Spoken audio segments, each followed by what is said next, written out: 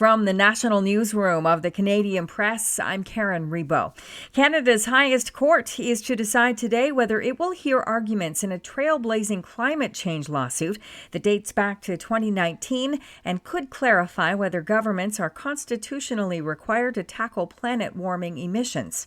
The decision could set the stage before the Supreme Court in a case where 7 young people have challenged Ontario's weekend climate target. The group has argued the revised target commits the province to dangerously high greenhouse gas levels in a way that jeopardizes their right to life and forces them to bear the brunt of future climate impacts. Conservative observers think Pierre Poilievre will be able to hang on as his party's leader despite losing Monday's federal election and his own seat. Former Stephen Harper advisor Amanda Galbraith says Poilievre appears to have enough support to allow him to stay on as leader, and she hasn't heard any rumblings about removing him.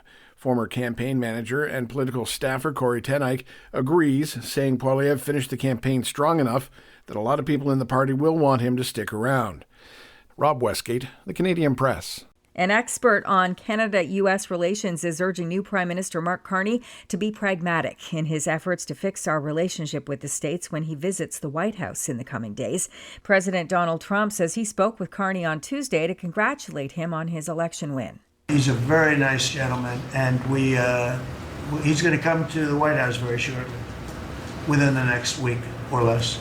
The head of the BC division of the Canadian Mental Health Association says those who are mentally ill fear the consequences that could come from Saturday's vehicle ramming attack that killed 11 people and injured dozens in Vancouver.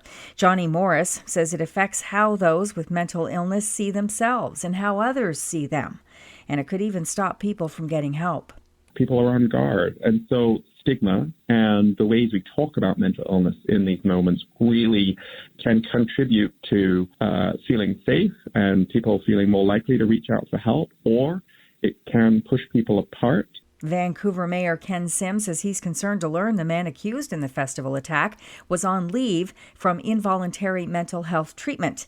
Former U.S. Vice President Kla Harris used a high-profile speech last night to sharply criticize U.S. President Donald Trump amid speculation about whether she will mount another presidential campaign or opt to run for California governor. Before the speech in San Francisco, Harris had barely mentioned Trump by name since she conceded defeat to him in November. Harris said the Trump administration is challenging established rules and norms. We are living in a moment when the checks and balances upon which we have historically relied have begun to buckle.